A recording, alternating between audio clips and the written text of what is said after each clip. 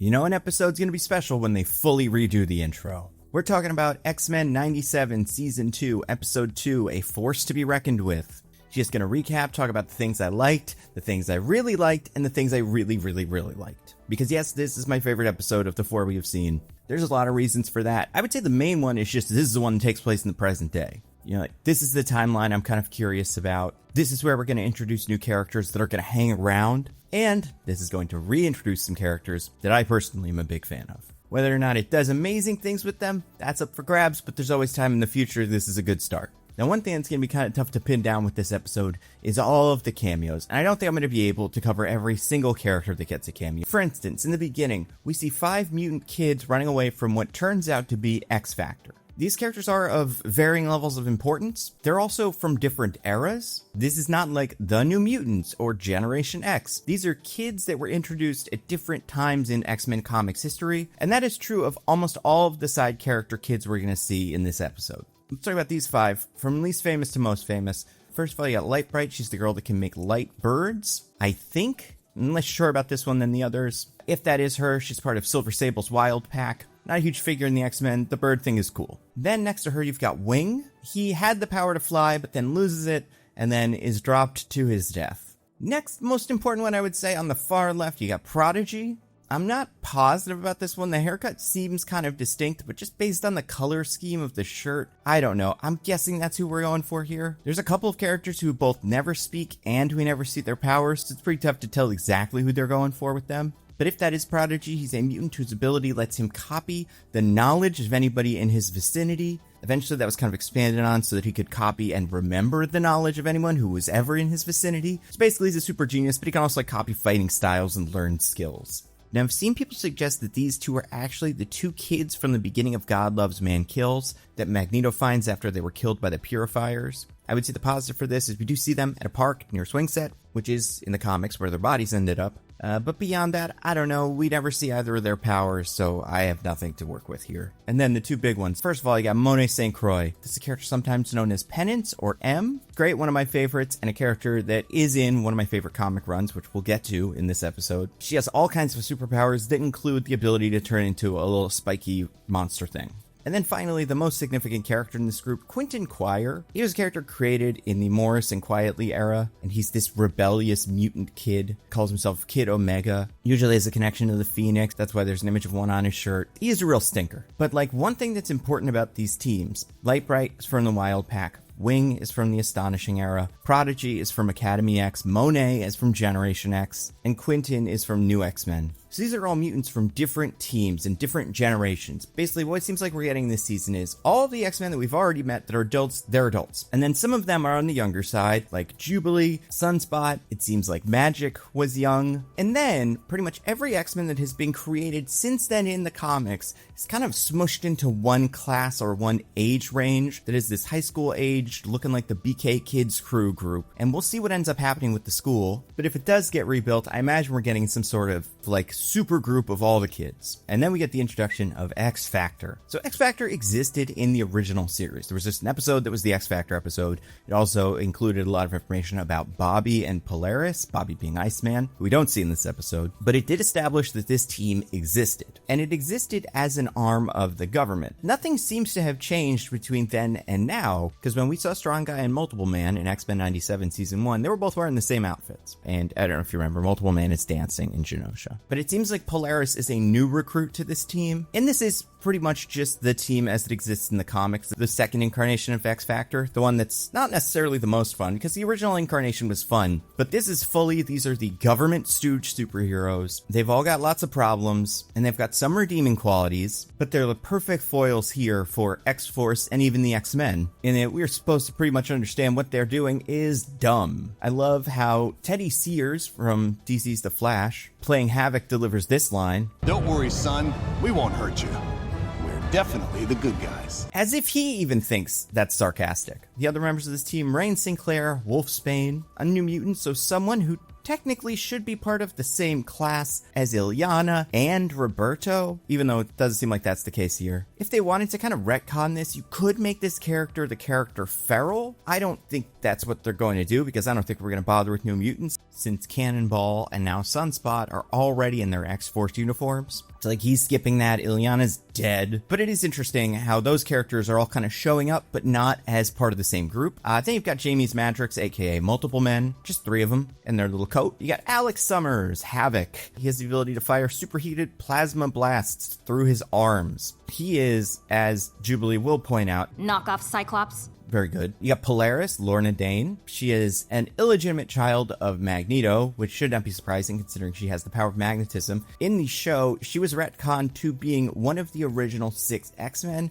which is not usually how she works, although they've re-explored kind of the origins of the X-Men, and she was closer to that than originally thought, but like, she was not part of the first class. Like, she wouldn't be in those pictures, but she is here. And then, of course, you've got Guido Carosella, aka the Strong Guy, Lila Cheney, the Rockstar's ex-bodyguard, turned government stooge. He has the power to absorb kinetic energy and redistribute it. If he doesn't do that, he explodes, and the first time he didn't do that, he turned into big, misshapen muscle man that you see before you. He is one of my favorite X-Men for a lot of reasons, and they do some interesting things with him on this series. Characters that aren't pictured: Forge is traditionally part of X Factor, and he was in the picture we saw in season 1 and also in the previous show. Quicksilver is frequently part of X Factor, although he's not invited to join, he just kind of shows up. I'm not sure where he is in this series, outside of a guy Morph has seen. And then Val Cooper, who we will see later, is in charge of X Factor. She is the government agent who worked with Mr. Sinister and Bastion to try to eliminate all of the mutants, but, and we'll talk about this, it's unclear how much anybody knows about that, because she is back with the rest of these guys. I will say, like, these guys are all good guys. None of them are full villains. At this point, like I said, they're working for the government. They're being kind of idiots. They think they're doing the right thing. And it's clear that some of them are going to leave the team and potentially be replaced by other characters, as we've seen in promos. But I think if you want to understand this team, the X-Men 97 Season 2 comic that Marvel released, just the first issue, shows these guys busting up a mutant rights protest that turns violent and accidentally arresting Rusty and Skids, 2 characters who had nothing to do with the fight and are just kids that need help. So these are the mutant cops. I don't want to spoil it, but that comic also introduces a character who I think is going to be very important this season, and we haven't gotten any real hints of, outside of like one offhanded line from the end of season 1. And I mean, they were in season 1 kind of, but like, we didn't get a sense that they were going to be a big deal. But then in that line, I'm like, oh no, maybe there will be a big deal. We'll talk about it when they show up. But yeah, X Factor, great. I love X Factor. The X Factor comic by Peter David, the one that introduced this team, one of my favorite runs. And then X Factor Investigations, the one that included some members of this team, Jamie, Rain, Guido, and eventually Lorna and Alex would come back for a little bit, but like, that team is my favorite individual comic run. So I'm really happy to see these guys here, and I hope maybe we're creating space for them to create that team in the future,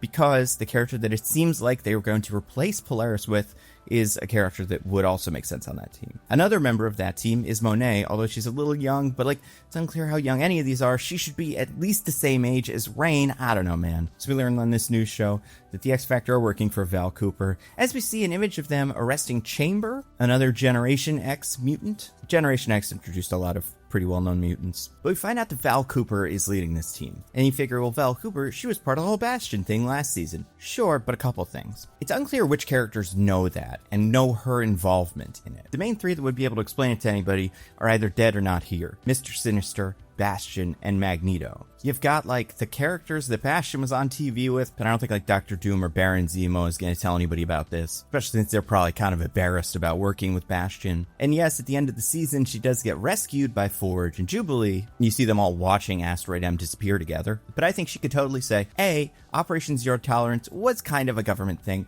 but B, I was trying to figure it out and I was captured by Bastion and he made me do all of this stuff, or he made it seem like I did all this stuff because he made a Sentinel. I don't know, but I'm Val Cooper. I'm not a bad guy. And what would you be able to say? What would you be able to prove against her? So, you know, I'm not shocked she is able to stick around. I like the character Val Cooper because she is usually more competent than most of the leaders of teams like this. Like, she is good at dealing with the government. She is good at getting through paperwork and making sure that X Factor can do what she believes X Factor should do. She's a little more, I would say, antagonistic here than usual, especially considering, you know, what happened last season. But it's great that she's back. Also, she is one of like a million characters that could maybe be Mystique. If we ever want a character to be Mystique, Val Cooper would make the most sense. is. But at least as of now, we have nothing to suggest that, outside of the fact that she doesn't have a superpower that she shows. Find out Jubilee and Sunspot have been kind of living at the arcade, which makes sense because that's what Jubilee loves. It turns out they're being watched by Cable, who wants to recruit them to join a team that will be called X-Force. And that's how you know this episode is going to be special, is it gets a whole new intro with a version of the same song, although with a little bit more electric guitar.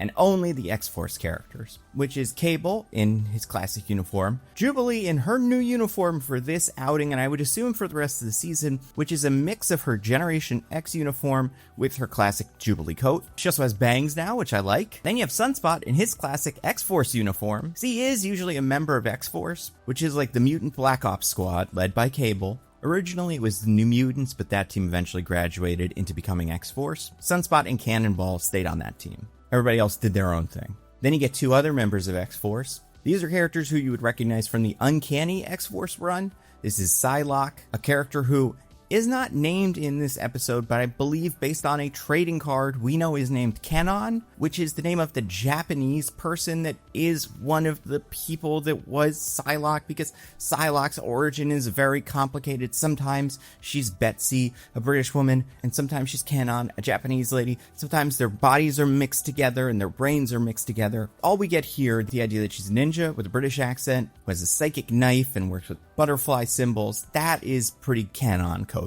Even though if you read those comics from like the 90s with that character, people call her Betsy. And then we have Warren Worthington III, aka Archangel, and to be fair, we got some of Psylocke in the original show, but Archangel was a way bigger player in the original show in the Apocalypse episodes. He talks about that a lot here. And those are the 5 members of X-Force. Now what's interesting about these 5 members is they are not the original members of X-Force. However, they do kind of fill the same archetypes. Obviously, Cable and Sunspot were there. Jubilee was not there, but there was a character named Boom Boom, whose powers are very similar, and she's sort of the rebellious one. Then you had a character named Shatterstar, who was the ninja with swords. Psylocke has taken their place here. And then Cannonball, the flying guy, here is Archangel. So I think it's a really clever way of adding the Uncanny X-Factor characters into the original X-Factor lineup to take the place of X-Factor characters that like wouldn't be here. Although I don't know if we ever saw Boom Boom in the original show. Obviously, we saw Cannonball once or twice. They also have a big plane, which is their X-Jet. We also see, and I love this, Quentin Quire in the intro is wearing a shirt that says Magneto was right on it, which is a shirt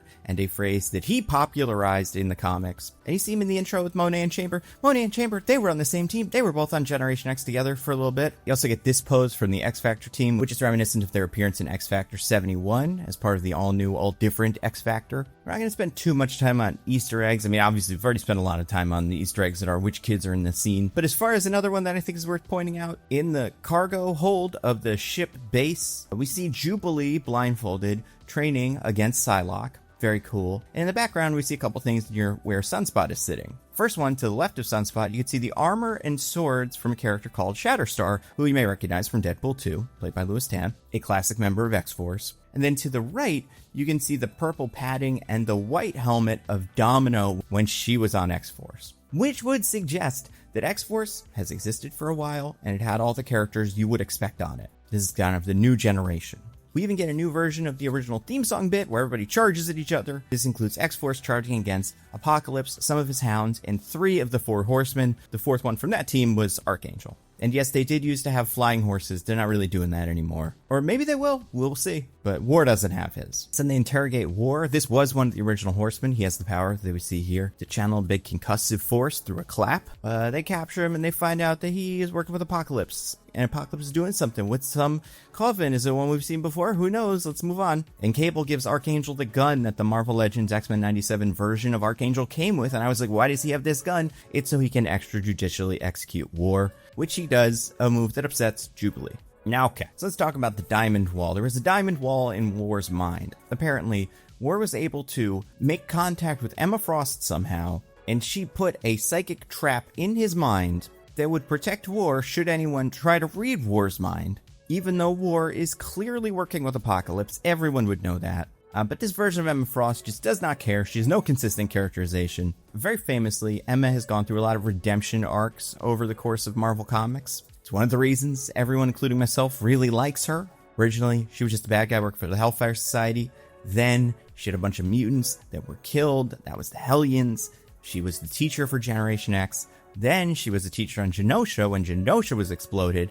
That's where she got her diamond powers from. We do kind of see that in the show, except she was on Genosha for a party. But either way, her diamond powers activated, and that changed how she thought about X-Men, mutant rights, survival, all that. And she started working with the X-Men after that. This Emma, it seems, was part of the Hellfire Society, and then that's it. Doesn't seem like she ever did any of that Hellion stuff. She went to Genosha, but she didn't learn anything from it. It turned her diamond, but it clearly was not a formative moment for her because, and I hate to say this, it seems like the original creator of X-Men 97, Bo DeMeo, just really does not like Emma Frost, and honestly, her showing up here is better than nothing. So I guess we'll take it, but it feels like this show kind of fundamentally misunderstands what Emma Frost is for, which is a bummer because her character's a lot of fun. It's also weird that they're going to introduce the Stepford Cuckoos in a little bit. However, they are characters who technically didn't always know Emma Frost, even though they were always related to her. So, like, this could exist in that window, but either way, this is an Emma Frost who just doesn't really care about any of that stuff, even though she probably should by now. That being said, whoever's writing Emma Frost in this episode still gives her one of the best lines, which is this. Well, what do we have here? A stray, a firecracker, and a pit bull. Not gonna lie, if X-Force is going to crash my party, that dashing Warren Worthington is more my type. Though I wouldn't mind making you bark. Woof. Ew. So Emma goes with the team to Switzerland, even though, and I thought this was weird the first time I saw it, the scene ends with her asking, what's her cut going to be? And there's no explanation. I guess the team has money, perhaps by way of Worthington, or maybe some money Sunspot has, or maybe Cable made money with the Sports Almanac. What's the harm in bringing back a little info on the future? Maybe we could place a couple bets. Either way, I am curious where the money for X-Force is coming from. We get this line when the team realizes what's going on. I just want to point it out because Jubilee says, If Apocalypse was here, he's long gone. And then Psylocke uses her psychic powers to determine that whatever Apocalypse is working on, it's already built and moved out. Which is pretty much just what Jubilee said, Psylocke. Which, like, I get it. Everybody wants to speak in a meeting. Seem important. And then X-Factor is reintroduced, and we get a big fight between X-Factor and X-Force. I just want to point out a couple things during this fight that I found interesting. Number one, Wolfsbane is there. Never helps. Never does anything important. Cable fights Strong Guy, but I like that Strong Guy can tank Cable's blasts. And he has a fun little memorable line. Don't bring a gun to a fist fight. Then we see Psylocke fighting Multiple Man. Multiple Man turns into a big crowd of guys, and Psylocke says to that, But I only need one of me. Which is funny, Psylocke, because there are two of you. You maybe don't know that yet, but that is a thing about you. There's never just one of you. Havoc fights Jubilee and Sunspot. Doesn't do super great. Emma turns to Diamond. I will say, her diamond form in this instance kind of just looks like metal. I wish they animated it a little bit more. Even the pinging sound effects, I don't fully think sell diamond, but they did go out of their way to say diamond earlier, so I don't think that's going to be lost on people. But I like it when Emma's diamond form has a little bit more definition, like her leg is in a big tube, like it's a little bit more polyagonal. Then Cable tries to kill Guido, so Alex tells Lorna, alright, let's be done. And Lorna decides the fight is over, because she totally can, because how many of the main X-Force guys are just metal? Archangel's got metal wings, Psylocke has metal weapons, Cable's got a metal arm and a bunch of metal, I assume, on him, and everybody else can just be tied up. Then everybody escapes except Jubilee. And I do love the moment where Birdo wants to go back for Jubilee, and kind of expected this would go the way this usually goes, where Cable would say, we can't help her here, we have to go back, and Birdo would kind of listen to Cable, but in reality, they just knock him out because it's easier. Turns out X-Factor has a helicarrier. That's the second helicarrier we've seen this season. That's exciting. And then there was this line which blew my mind. You guys are gonna have to bring in a telepath, because I'm not talking. You have one of those on your C-list roster? Knockoff Cyclops? Because as I'm sure most of you guys know, Havoc, Alex Summers, is Scott Summers' brother. They were separated originally, but they find each other eventually. Now, in this story, it is unclear whether Alex and Cyclops know each other, or if Jubilee just really picked up on that. Now, in the X-Factor episode of the original X-Men animated series, we did see that they fought, and they were confused because their powers didn't work on each other, which makes sense because their individual powers also have to create like a force field around them, right? So that Scott's entire body isn't destroyed every time he uses an optic blast. So Scott can't be hurt by Scott's own optic blast, but also he can't be hurt by his brother's similar plasma blast. Now, while this is something that is brought up in the show, they never dig into it, and we don't see any information about Alex here that says his last name. I would have to assume if this character's last name is Alex Summers, he knows he's Scott's brother. But if he doesn't, if he's going by a different last name, because potentially he was adopted by a different family, he took their last name, which I'm not sure if that's how it happened in the comics, but that's definitely how it happened on X-Men Evolution. Remember that? He was a surfer bro on that show. That show was great.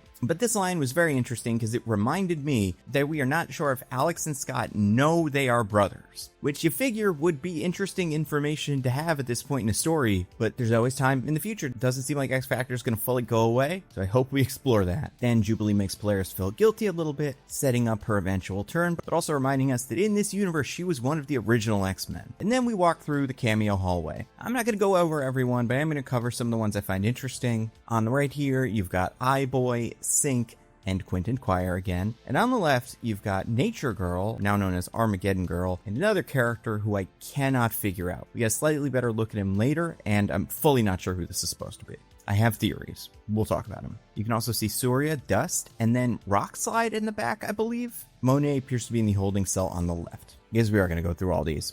Guy in the green shirt is Mondo, another member of Generation X. Not sure about the fish girl. Kind of reminds me of Squid Boy, but obviously very different. They seem to have split up the Stepford Cuckoos, and it kind of bugs me that they're here at all. Because in the comics, the Stepford Cuckoos are experiments as part of the Weapon X program. Because we learned Weapon X is Weapon 10. It was an offshoot of Project Rebirth. They created the Super Soldier Serum, and it's responsible for the creation of a lot of Marvel characters like Man-Thing, Luke Cage, Nuke, Wolverine, Phantom X, and the Stepford Cuckoos. Now, what we eventually learned is they were made from eggs harvested from Emma Frost without her knowledge. Originally, Emma Frost did not know these were her kids, but eventually she found out and became very protective of them. They are 5 different girls, usually, that share a consciousness. They also have psychic abilities. However, here we see they're down to 3, which is traditionally how they work because in the comics, 2 of them die. So they're originally called the 5-in-1. The 3-in-1 is, I would say, the default number of these Stepford Cuckoos. The idea that they're separated here is cruel. It's also very interesting because all of these characters have mutant inhibitor collars on, which means their mutant powers don't work. But what happens when you put a mutant inhibitor collar on the Stepford Cuckoos? Do they all become their own person? Okay, I don't know, but it seems to be hurting them. Behind her, we have a character that I'm not quite sure is supposed to be, but looks like Loa, just because of the markings. I would say she has darker skin than I would usually expect from Loa, although that varies. Loa is a Hawaiian mutant with the ability to phase through solid matter, and unlike Kitty Pryde, Loa has the ability to move through solid matter, but when she does it, it usually destroys whatever she's moving through. And it turns out her family is friends with Namor, although as far as we knew, they weren't related. We see Angel Salvatore, and it looks like Chamber across from Jubilee here, which is interesting because those characters kind of have a romantic thing. They're both in Generation X together. And you get a look at this little mutant girl, who's a character you may recognize from the Marvels. She is the character that Angel is saving on that famous cover. I'll also say, I think the voice acting in this show has always been very strong. This episode's an interesting one because it introduces a lot of characters, like Carolina Rivas is a voice actor for Polaris. If you're like me, you'd recognize Carolina as the voice of Sombra in Overwatch. Love her delivery in this episode. Christopher Barger does the voice for Archangel. They gave him a very interesting voice. We also got a new Emma Frost, originally voiced by Martha Marion, but here she's voiced by Zara Fazal, who again you would recognize from a lot of genre stuff, like doing the voice of Dr. Connors in Your Friendly Neighborhood Spider-Man, or the voice of Wonder Woman in the Suicide Kill the Justice League video game that I constantly forget exists. Adrian Hugh does the voice for Strong Guy, which I think is an interesting choice, just based on how he sounds. He also does the voice of Nightcrawler. Again, a little greedy there. You could obviously bring in someone like me to do an amazing Guido voice, although my Guido would sound very different from this one. Just because I would play him as just straight Long Island Italian American. That's always how he sounds to me. But I will say my favorite voice actor in this episode is Chris Potter, who does the voice of Cable. Funny enough, was in the original X-Men animated series, but was the voice of Gambit. But I just think he's a really interesting Cable. I love this conversation with Berto, where he kind of keeps changing the way he's talking to him. He's serious, and he's frustrated, then he levels with him. He's probably my favorite voice actor on the show. And it's interesting because he's one of the holdovers, but now playing the character that we would know him for from the original show. Other characters we see in shots I must have missed. Pixie is here, Anole is here, a lot of the Academy X kids are here. The reason that it's tricky to figure out exactly who is in this episode, though, is the way I kind of expect one like this will go. Is there's going to be a breakout, and Jubilee is going to free all of the young mutants, and at least some of them are going to use their powers offensively, but they never do. Everybody keeps their collars on. That would definitely be the way we'd figure out for sure who some of these guys are. Then we get this really fun fight scene. I would say my favorite fight scene in the first 3 episodes. And in a week where everybody is thinking about needle drops. In this one, we get a very in-character and period-specific song, Volcano Girls by Veruca Salt. And I like these fight scenes because Jubilee is one of the most fun characters to watch. And as always was kind of the joke with Jubilee, she has powers that give her a lot of different options for how she's going to win a fight. Obviously, she can throw the plasmids, but she can also punch with them, and she can use them to propel herself. She could turn them into a big wheel and spin that at people. She learned that from the video game. She can also just kind of turn herself into a bomb, which I loved. And she has done kind of recently in the comics. I forget who it was. I think it was Emma Frost in the comics who pointed out, Jubilee's powers are little nuclear explosions. That's what the plasmoids are. So if she ever wanted to, she could really mess people up. It would potentially not be great for her, but like she could do it. I also love that Jubilee just kind of spawns roller skates. What I have to assume happened here is she has very chunky shoes going into this fight, which is not unusual, especially for women in superhero shows. They have those really thick heels.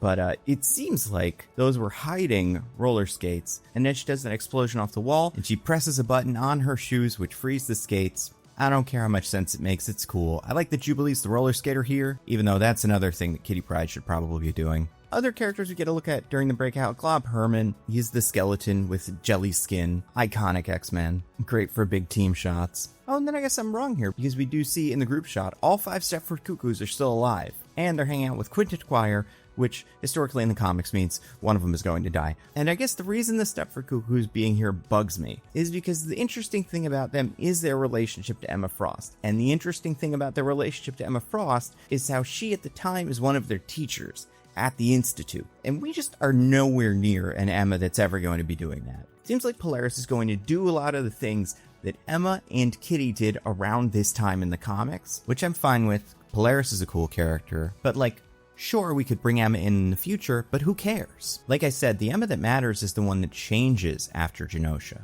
The show just doesn't seem incredibly interested in that. Okay, so let's talk about this Angel and Psylocke rescue shot. First, we look at Beak, who is different from Wing, another X-Men whose mutation is just, he's got bird stuff going on. Then there's this guy on the left. Now, he has a pretty specific outfit, and a lot of these characters are wearing what is essentially their default outfit, so you gotta assume that's the deal for him. He has somewhere in between gray, white, purple, and blue skin, longish black hair, and a red shirt on. Obviously, like all the rest of the kids, we never see him use his powers. I really racked my brain trying to figure out who this was. There's a couple characters he kind of looks like, but if you were drawing them, you would put their really prominent features in this character. The two are, he could be Genesis. Genesis is a reborn version of Apocalypse from the Uncanny X-Force run that introduced the Final Horseman from last week's episode. So he totally could be here. The thing that makes him weird here is he's Apocalypse. And the season is about Apocalypse, so why wouldn't they focus on this character a little bit more? Also, Apocalypse has some pretty specific markings on his mouth,